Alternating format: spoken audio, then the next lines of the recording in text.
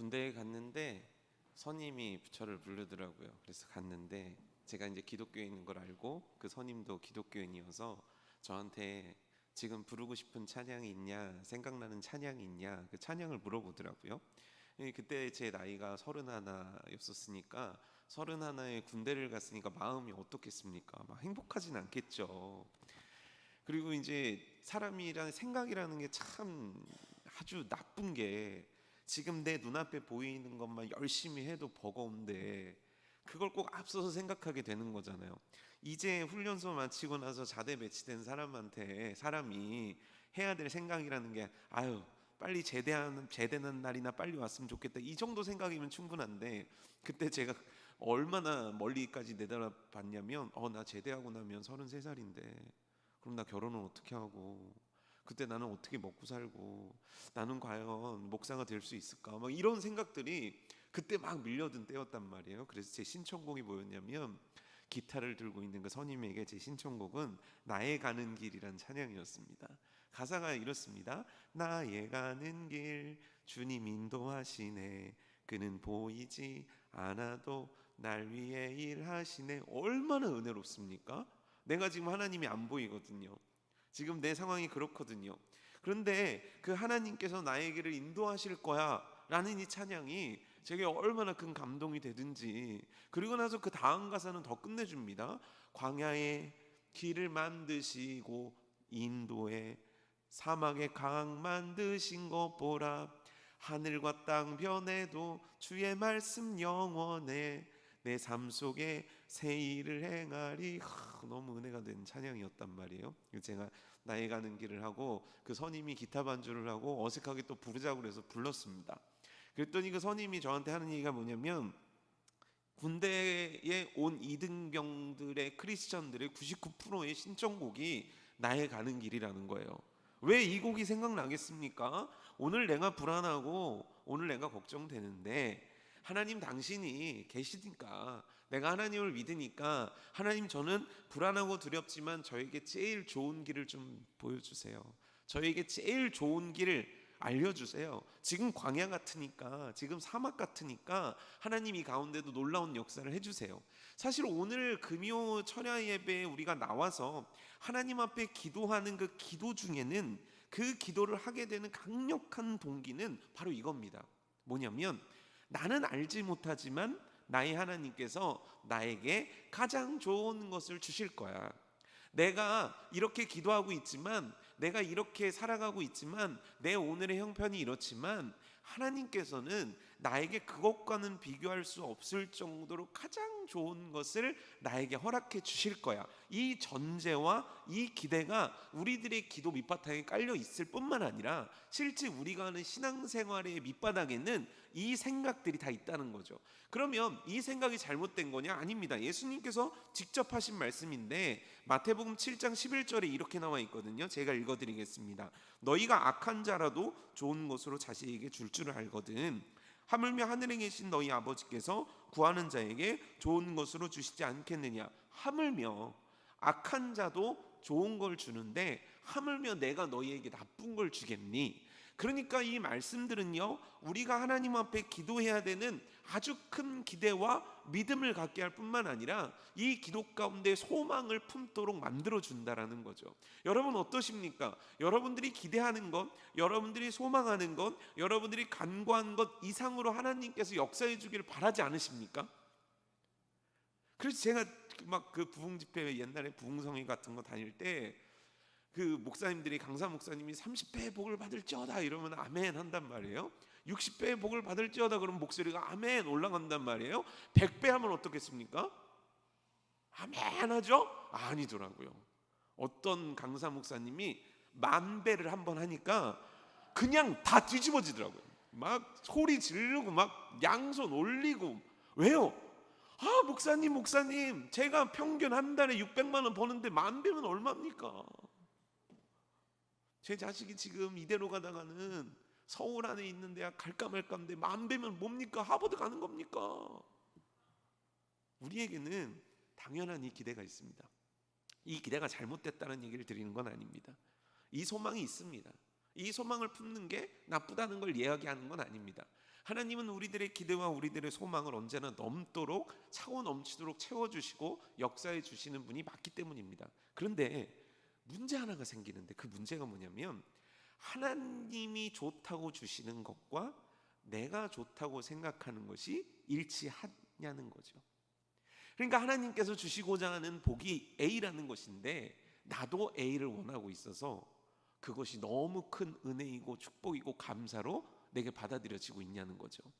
나는 이걸 바라고 있는데 하나님은 이거를 준비하셔서 짠했을 때 그건 내 기대와 맞지 않는데요? 하나님 체인지 좀 해주시겠어요? 하나님 아직 포장 안 뜯었으니까 다시 새 상품으로 좀 교환 좀 해주시겠어요? 우리들의 마음과 모습은 이럴 때가 너무 많다는 거죠. 우리는 생각해야 됩니다. 반드시 생각해야 됩니다. 맞아요. 하나님은 우리를 위해 가장 좋은 걸 준비하고 예비하신 거 맞습니다. 그런데 이게 나에게도 가장 좋은 거냐는 거죠. 이게 나에게도 가장 기뻐할 만한 거냐는 거죠. 제가 군대에서 나이 가는 길을 그렇게 부르고 청승을 떤 다음에 내무반으로 올라와서 밤에 잠을 들 때 생각한 겁니다. 그렇게 역사해 주셨으면 참 좋겠다. 그런데 하나님은 왜 오늘 나를 이곳에 두게 하시는 걸까? 나이 31살에 중대장이 그때 저보다 한 살이 많았거든요. 그러니까 여자분들은 모르겠지만 남자분들은 이 마음을 아실 거예요. 막 부대에서 막 그 동기들 비롯한 선임들이 막 오는 거예요. 그랬더니 저한테 너가 최고 고참이라는 거예요. 그래서 무슨 얘기냐? 너가 쌀밥을 제일 많이 먹은, 뭐라 그러더라? 제가 까먹었는데 쌀밥을 제일 많이 먹은 고참이라는 거예요. 그러면서 막 놀렸을 때 제가 거기서 막 웃으면서 대꾸도 하고 이렇게 하긴 했지만 밤에 잠이 들기 전에 이건 내가 원하는 인생이 아닌데요. 내가 하나님 앞에 5살 때쯤인 걸로 기억하는데 목사가 되겠다고 했을 때, 내가 신학을 하겠다고 작정을 했을 때, 하나님의 확실한 부르심으로 내가 여기를 왔었을 때, 내가 그 어려움 가운데서도 이 공부를 안 놓치려고 정말 별의별 짓을 다 했을 때 제가 달라는 건 이게 아니었는데요. 그 밤은요, 제게 무척이나 큰 실망의 밤으로 다가왔다는 거예요. 여러분 어떠십니까? 만약 여러분들이 구하고 있는 것이 있는데 하나님이 다른 것들을 주시며 얘야 이게 너의 인생에 더 좋은 거야, 이거 택하렴 이라고 했을 때 여러분들은 어떠한 답을 쓰시겠습니까? 아멘입니까? 순종하시겠습니까? 아니면 그 앞에서 갈등하시겠습니까? 하나님 다른 걸로 좀 바꿔주시면 안 됩니까? 하나님 다른 인생으로 좀 바꿔주시면 안 됩니까? 전 이거 말고 다른 거 잘하는데요, 이렇게 요구하시는 게 여러분들의 모습은 아닙니까? 하지만 분명한 건 말입니다. 하나님은 하나님이 좋다고 여기시는 걸 포기하시는 분이 아니라는 것이고, 우리들은 반드시 그 뜻을 따라야 하는 자들이라는 건 변하지 않는 사실이라는 거예요. 하지만 신앙생활을 하다 보면 이 갈등과 이 흔들림 속에서 우리는 참으로 힘겨워할 때가 또한 많다라는 겁니다. 그 대표적인 성경의 인물이 나옵니다. 요나라는 인물입니다. 실제 요나는요, 하나님의 위대한 역사를 행한 선지자 중에 한 명이었습니다.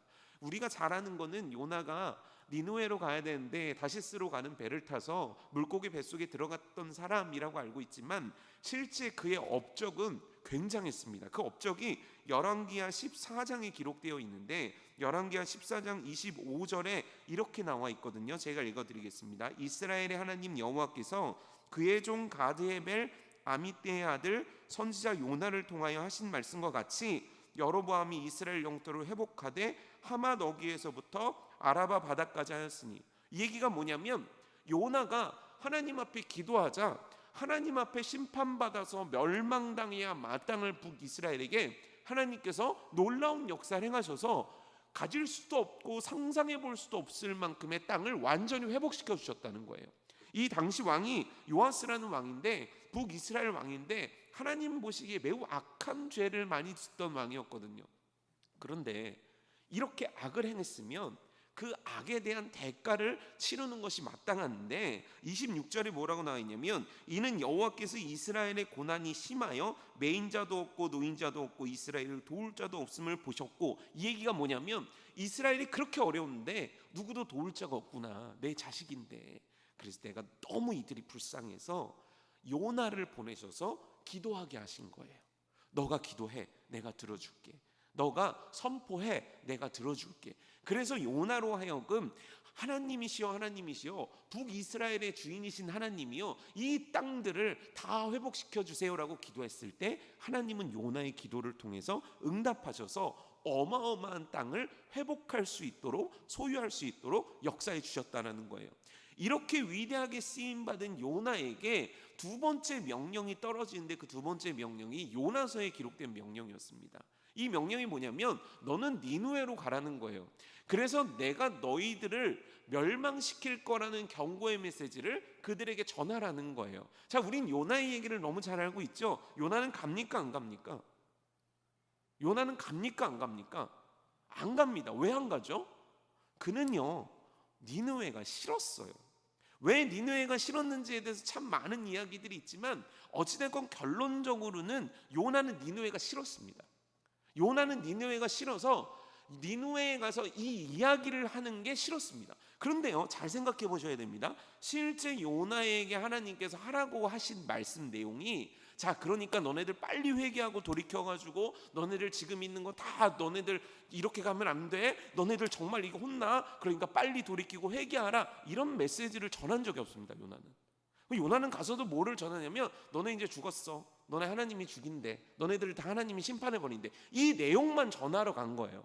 그리고 요나는요 무슨 애틋하게 한 사람 한 사람 붙잡고서는 제발요 제발요 돌이키셔야 됩니다 이렇게 하지도 않았어요. 그냥 요나는 정말 그 내용을 전했을 뿐이에요. 그러면 한번 생각을 해봐요. 그 얘기를 할 때 원수의 땅이에요.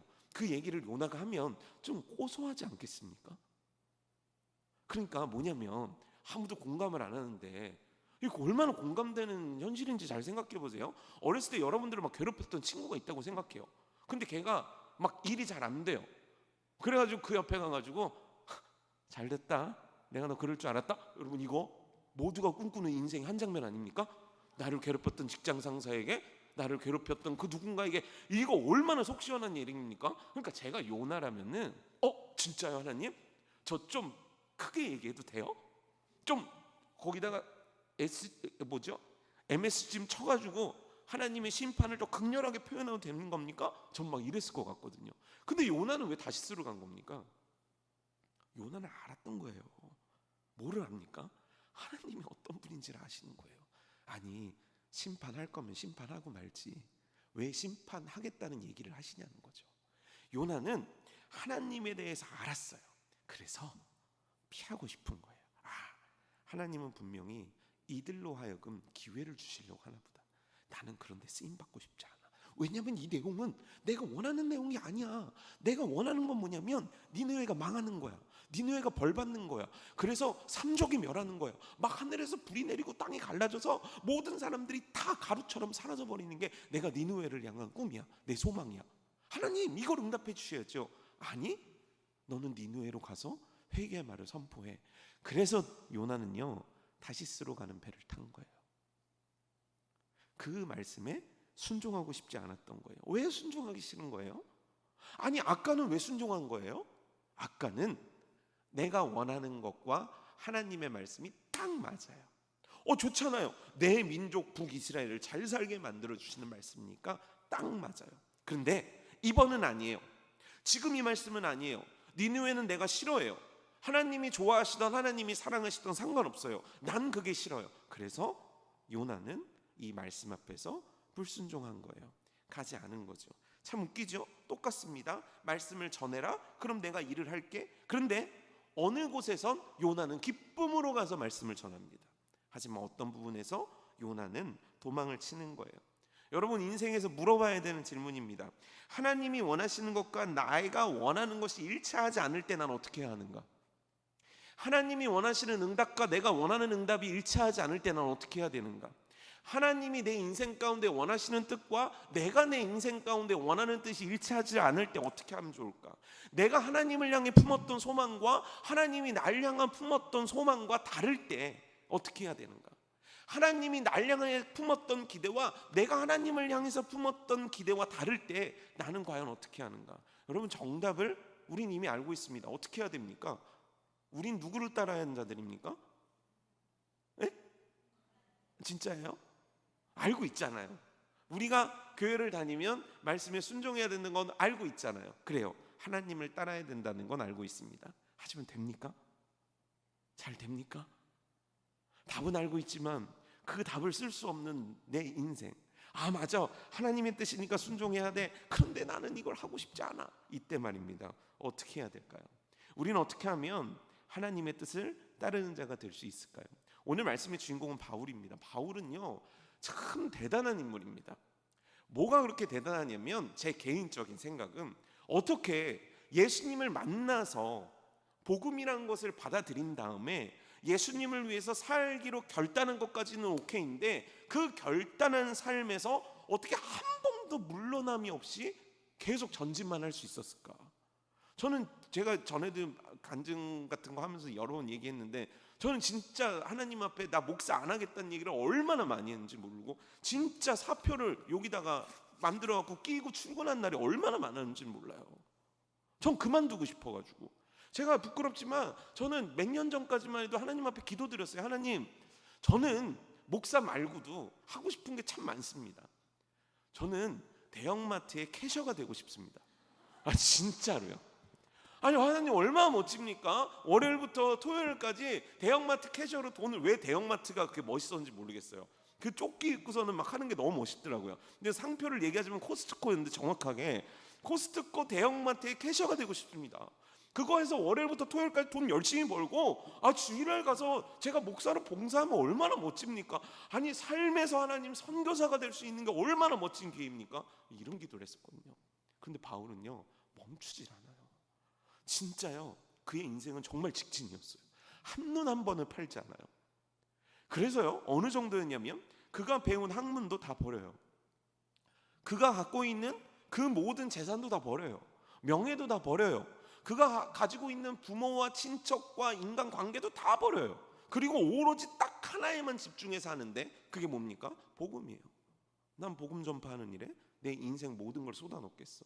그런 그가 머리까지 좋아가지고요, 그는요 세계 복음을 전파하러 막 다니는데 그냥 가가지고 무조건 하지 않았다는 거예요. 작전을 짜고 전략을 짜고 계획을 해가지고 정말 놀라운 하나님의 일들과 역사들을 많이 만들어냈던 그가 어느 날 계획하단을 한다는 거예요. 그 계획은 뭐냐면, 그래, 내가 이제 이 선교를 어디로 가면 좋을까? 서쪽으로 가면 좋을까? 동쪽으로 가면 좋을까? 그는요, 감정적으로 충동적으로 생각하지 않았어요. 왜냐하면 똑똑하니까요. 연구해보고 고민해보고 생각해본 다음에 그가 결정한 방향은 어디였냐면 동쪽이었어요. 아시아 쪽으로 가겠다는 거예요. 그런데 이게 굉장히 괜찮았던 선택임을 받쳐주는 내용이 있는데, 그게 뭐냐면, 실제 예수님이 12제자들의 대부분은 다 소아시아 쪽으로 갑니다. 아시아 쪽으로 가요. 왜요? 그곳이 복음을 전할 만한 어떠한 것들이 훨씬 더 좋은 상태였다는 거예요. 복음을 전하고 그것들을 받아들일 만한 사람들이 무궁무진하게 많았다는 거예요. 그래서 도마 같은 경우는 넘어 인도까지 갔다는 전승이 있지 않습니까? 그러니까 모든 제자들이 다 그쪽에 복음을 전해야 된다고 생각할 정도로 아시아 쪽에 가서 복음을 전한다는 건 매우 합리적이었고, 똑똑한 바울의 전략상으로도 딱 맞는 일이었어요. 그래서 그가 계획했을 거예요. 준비했을 거예요. 모든 것들을 다 예비해 놨을 거예요. 그리고 그 일들을 위해서 기도했을 거예요. 그는요, 하나하나 완벽하게 준비하려고 애를 썼을 거예요. 그런데요, 그렇게 다 계획해 놓고 다 준비해 놓고 사람들한테 다 말해 놓고, 우리로 따지면 이제 비행기 티켓까지 다 끊어 놓고 말이죠, 밤에 딱 잠이 들었는데 꿈을 꾼 거예요. 꿈인지 환상인지 모를 그 하나님께서 장면 하나를 보여주신 거예요. 그게 뭡니까? 오늘 우리가 읽었던 말씀이거든요. 마게도냐 사람 하나가 환상으로 손짓을 이렇게 한 거예요. 잘 봤어야 되는데요, 이건지 정신을 잘 차리고 보니까 이리로 와달라는 거예요. 그리고 나서 그 환상을 통해 바울은 깨닫게 됩니다. 하나님의 뜻이 내가 생각하고 내가 준비하고 내가 계획했던 쪽이 아니구나. 그럼 어떻게 되는 겁니까? 이때 이게 내 계획하고 다르구나, 하나님의 뜻이 내 계획하고 다르구나라고 생각했을 때, 그걸 하나님이 깨닫게 해주셨을 때 우리는 어떻게 하냐는 거죠. 하나님, 지금 비행기 티켓 다 끊어놨는데요, 이거 비행기 티켓 취소하면 돈 손해봐요. 저 이미 거기에 지금 가려고 다 준비해놨어요. 짐도 싸놨고요, 사람들도 준비해놨고요, 그쪽으로 가려고 환전도 다 해놨어요. 그러면 하나님, 당연히 그러면 이렇게 해요. 하나님, 제가 일단은 아시아 쪽을 갔다가 이렇게 갈게요. 수많은 질문들과 수많은 경우의 수들과 수많은 답들을 쓸만합니다. 그런데요, 바울은 어떻게 하죠? 한순간의 머뭇거림도 없이 그는 방향을 틀어버립니다. 어떻게 틀었는지가 10절 말씀에 나오는 거예요. 마게도냐로 떠나기를 어떻게 했다고 나와요? 힘을 썼대요. 그냥 마게도냐로 갔구나가 아니에요. 지금 바울이 마게도냐를 가기 위해서, 우리라고 했잖아요. 그 선교팀이 마게도냐로 가기 위해서 힘을 썼다는 건 뭐냐면 어려움들이 있었다는 거죠. 가는 데 있어서 형통하지만은 않았다는 거죠. 해결해야 될 문제들도 있었다는 거죠. 풀어야 될 숙제들도 있었다는 거죠. 그런데 어떻게 했습니까? 하나님의 말씀이니까 내가 어떻게 계획을 했건, 내가 이 팀들을 어떻게 모았건, 내가 어떠한 생각을 갖고 있건, 내가 어떠한 꿈이 있던, 그건 중요한 게 아니야. 이제 우리들의 방향은 로마야. 로마 쪽으로 가기 위해서 우리는 힘을 써야 해. 그리고 나서 모든 준비를 다 내버려 두고 그는 마게도냐로 가기 위해 그의 모든 전심 전력을 그곳에 쏟아넣었다는 거예요. 이걸 뭐라 그러는 줄 아십니까? 순종했다라고 하는 거예요. 내가 계획했다고, 내가 꿈꾸고 내가 바래왔던 길이 막혔을 때, 하나님이 그 길이 아니라고 했을 때, 에이, 내 인생 왜 이렇게 해요? 이게 아니라 그는 하나님의 뜻을 위해서 힘써 준행하기 위해 하나님 앞에 매달리고 간구하고 그 길을 가기 위해서 힘을 썼다는 거예요. 바울은 그 밤에 자기의 생각을 버립니다. 바울은 그 밤에 자기의 욕망도 또 내려놓습니다. 바울은 그 밤에 합리적인 선택도 다 내려놓습니다. 그에게 중요한 건, 그에게 오늘 중요한 건 하나님의 말씀을 따르는 그것이기 때문이에요. 결국 그러면 바울은 마게도냐가 아닌 쪽을 선택해서 더 잘 됩니까? 실제요, 생각을 해보면 아시아 쪽을 택했더라면 바울은 훨씬 더 많은 사람들을 전도할 수 있었을 거예요. 아니, 더 큰 교회들, 더 많은 영향력들, 더 많은 제자들도 만들어낼 수 있었을 거예요. 하지만 그는 로마의 방향을 택해서 어떻게 해야 됩니까?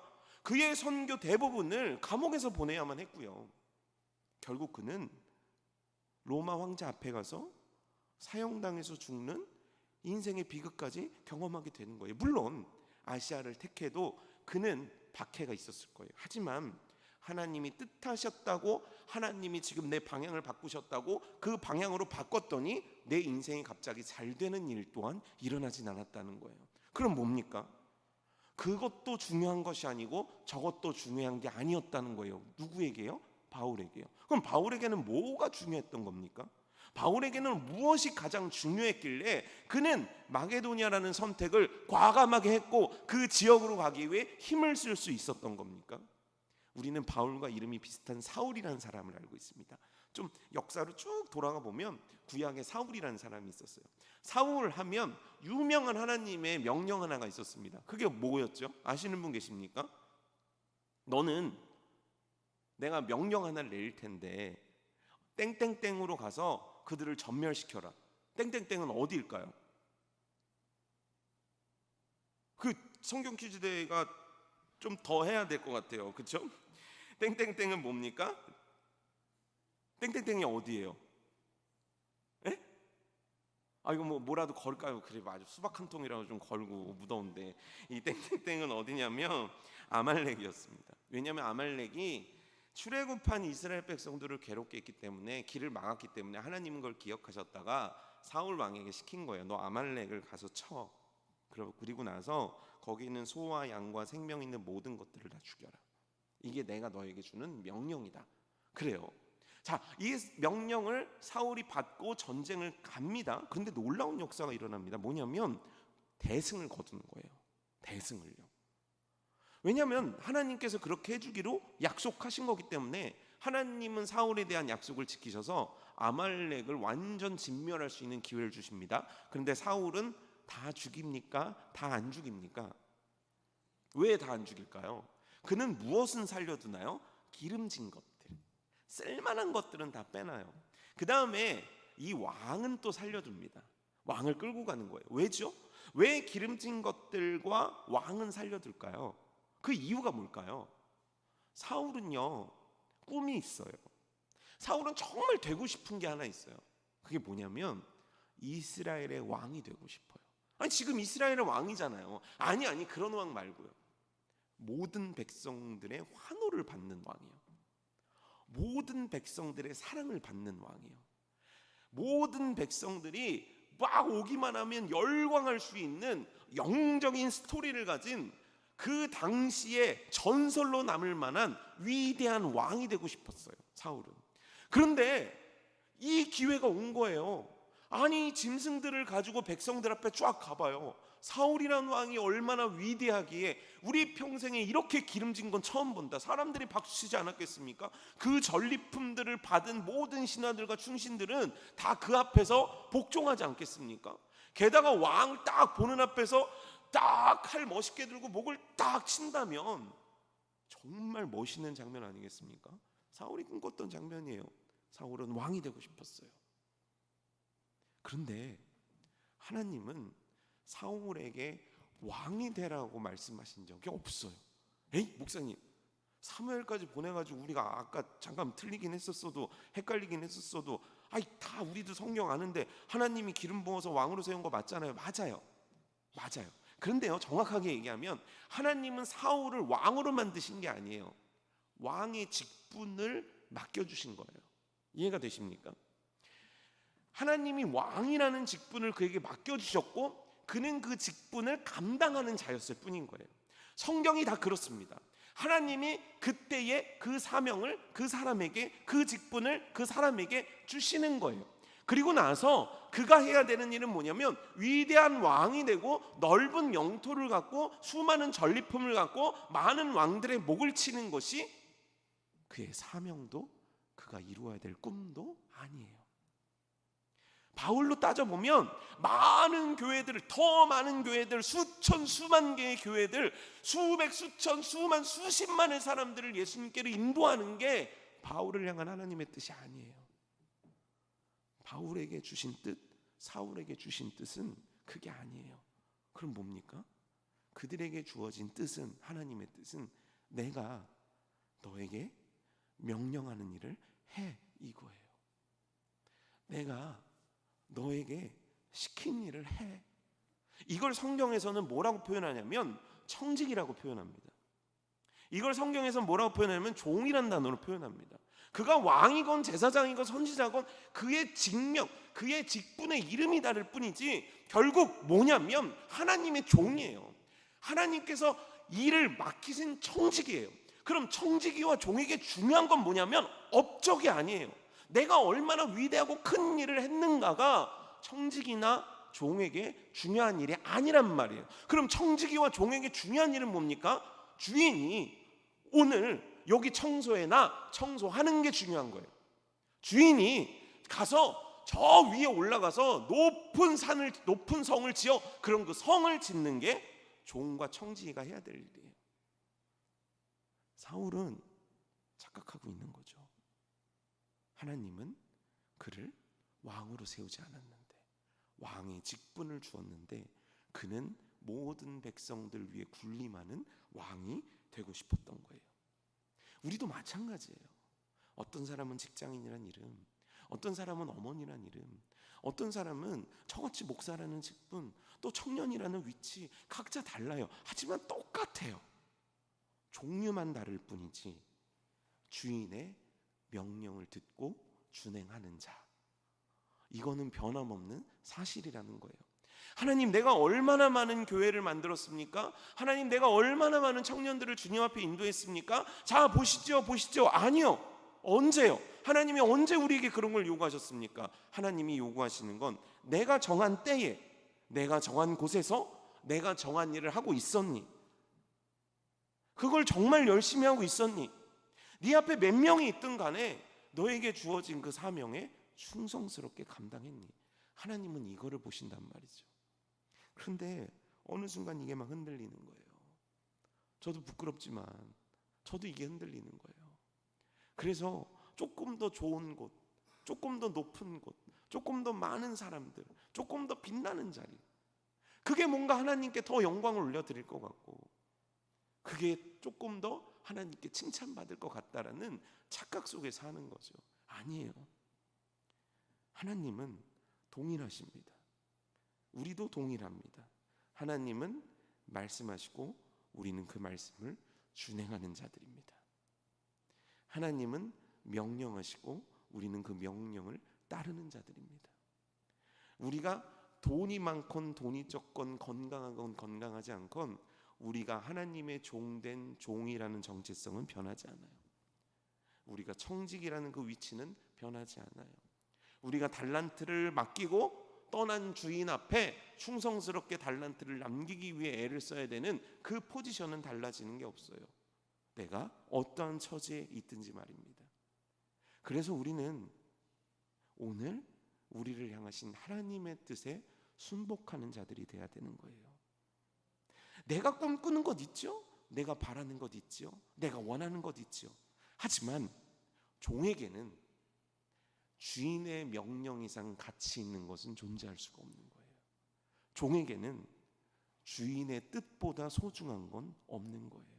만약 종이요, 주인의 뜻보다 나의 뜻을 소중히 여긴다면 그 종은 무가치한 종이 되는 거예요. 무익한 종이 되는 거예요. 쓸모없는 종이 되는 거예요. 밖에 버리워져 마땅한 종이 되는 거예요. 여러분들은 어떤 청지기이시며 어떤 종으로 하나님 앞에서 살고 계십니까? 예수님께서 십자가에 못 박히시기 전에 겟세마네 동산에서 마지막 하나님 앞에 몸부림을 치면서 기도하시는 장면이 성경 속에 기록되어 있습니다. 근데 그 기도를 드릴 때 누가는 어떻게 기록했냐면 그 땀방울이 변해서 핏방울처럼 되었다라고 얘기하거든요.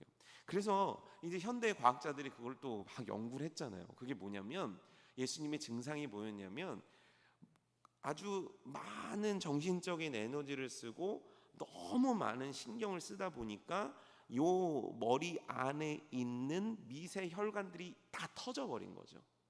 그래서 그 사이에 땅구멍을 통해서 피로 떨어졌다는 거예요. 그 정도로 예수님의 스트레스와 고통은 극심했어요. 근데 그게 막 내가 스트레스를 받는 그 도중에 있는 장면이 아니라 이 땀방울이 핏방울이 되는 장면은 기도 가운데였다는 게 굉장히 중요해요. 얼마나 몸부림치는 기도였든지 모든 모세혈관이 터져가지고 피로 내 얼굴에서 철철 흐르도록 예수님은 굉장히 고통스러워하고 계셨다는 거예요. 그럼 예수님이 고통스러워하시는 그 이유가 뭐였습니까? 하나님, 피할 수만 있다면 피하고 싶습니다. 내가 당해야 될 고통을 피하고 싶습니다. 왜냐하면 하나님의 뜻은 뭡니까? 고통이에요. 근데 예수님은 지금 무엇을 원하시는 겁니까? 그 고통을 피하고 싶은 거예요. 그 고통의 크기가 얼마나 큰지 그 고통을 생각만 하고 그 고통 가운데 이길 힘을 달라고 하나님 앞에 기도는 하지만 그 마음의 고통이 인간 예수님으로의 그 고통이 너무 크셨던 거예요. 그래서 신체적으로 그런 증상이 나타난 거예요. 그런데 마지막 무릎을 펴고 다 가자 얘들아, 이제 잡히러 가자라고 외치셨을 때 예수님께서 하나님에게 드린 기도는 이와 같았습니다. 뭐냐면 내 아버지여, 만일 내가 마시지 않고는 이 잔이 내게서 지나갈 수 없거든 아버지의 원대로 되기를 원하나이다. 예수님께서 어떤 행적을 보여주신지를 기록한 마태, 마가, 누가, 요한복음에서요, 예수님은 똑같은 태도로 처음부터 끝까지 임하게 되시는데 그 태도는 뭐냐면 예수님 스스로의 뜻을 이루기 위한 노력은 단 한 번도 하지 않으셨던 거예요. 그럼 모든 노력과 모든 애씀과 잠을 못 자는 고통과 굶주리는 고통과 머리 둘 것도 없는 고통과 마지막에는 그 극심한 스트레스까지 받아가시면서 결국 매달리고 하셔야만 했던 일은 뭐냐면 하나님께서 명하셨던 십자가를 지는 일, 하나님 아버지의 말씀을 순종하기를 원하셨다는 거예요.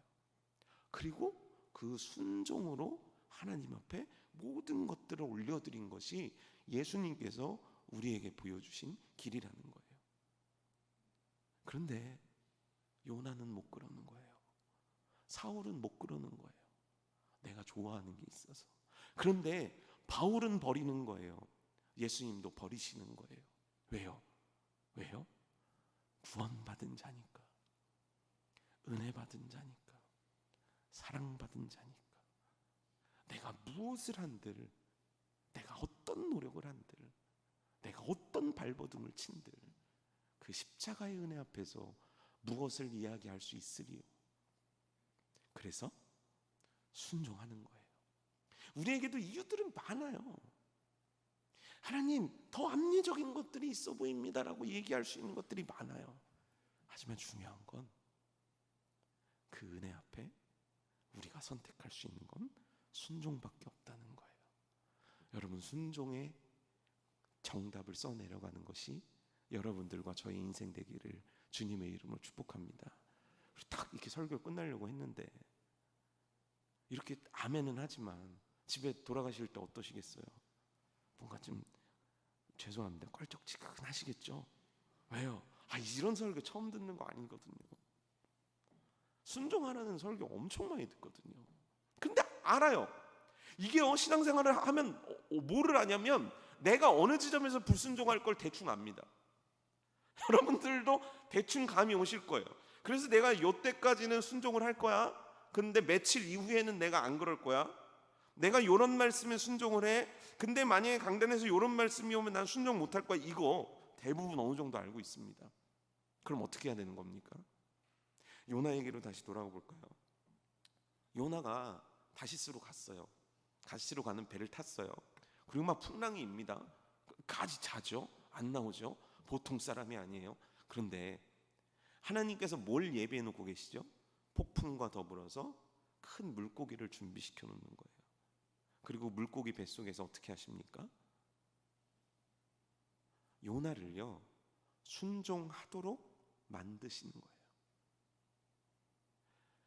모든 것들을 세팅해 놓고 예배해 놓으시고 어떻게든 요나를 순종의 사람으로 만드시려고 그 폭풍과 그 물고기 뱃속을 하나님은 준비해 놓으시고 그에게 그걸 허락하시는 거예요. 왜요? 여기서 우리는 한 가지 볼 수 있는 게 있어요. 하나님께서 그의 사랑하시는 자들이 순종하기를 정말 원하시는구나. 그리고 절대 우리를 놓으려고 하시지 않는구나.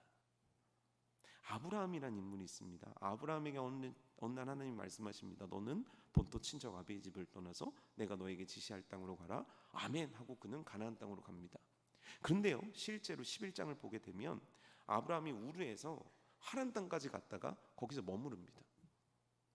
그러고 나서 한참 세월이 얼마나 흘렀는지는 모르겠지만 세월이 흐른 다음에 다시 하란에서 가나안 땅으로 흐릅니다. 그래서 왜 우르에서 출발했지? 이거에 대해서 학자들에게 여러 얘기가 있지만 그 중에서도 아주 믿을 만한 얘기는 뭐냐면 하나님께서 아브라함에게 먼저 말씀하셨다는 거예요. 그런데 아브라함이 막상 떠나보니까 힘이 들고 막상 가보니까 어렵고 그리고 하란 땅에 도착하니까 살만하고 그래서 그는 순종의 길을 멈추고 그곳에 불순종으로 머물러 있었다는 거예요. 그러면 어떻게 해야 됩니까? 아브라함을 버려야죠. 왜냐하면 지구에는 사람이 많으니까요. 하나님은 누구든지 선택해서 쓰실 수 있으시니까요. 그런데요, 하나님은 아브라함이 다시 준비되어지기를, 다시 믿음의 사람으로 순종할 수 있는 사람이 되기를 기다려 주셨고 그의 속에서 역사하셨고 그를 다시 만드시는 거예요. 그래서 그에게 명령하셨고 그때 아브라함은 순종했고 그래서 어떻게 되는 겁니까? 하나님은 그를 믿음의 조상으로 만들어내시는 거예요. 그러니까 저 이번에 좀 불순종해도 어디 뭐 물고기는 아니어도 뭐 어디 큰 송아지라도 한 마리 있겠네요. 이 얘기를 하려는 게 아닙니다. 아이 그러니까 그러면은 아브라함도 그랬으니까 저도 몇 번 해도 뭐 저는 믿음의 조상까지 바라는 건 아니니까요. 이런 얘기를 하는 게 아닙니다. 하나님의 마음을 알자는 겁니다. 오늘도 하나님은 이 말씀을 듣게 하시고 오늘도 하나님은 여러분들이 순종의 사람으로 변화되기를 너무 원하신다는 거예요. 그러니 이제 나의 것을 버리고 주님 앞에 순종을 택할 수 있는 더 성숙한 하나님의 정말 일을 맡기실 만한 청지기로 새롭게 거듭날 수 있는 저와 여러분 되기를 주님의 이름으로 축복합니다.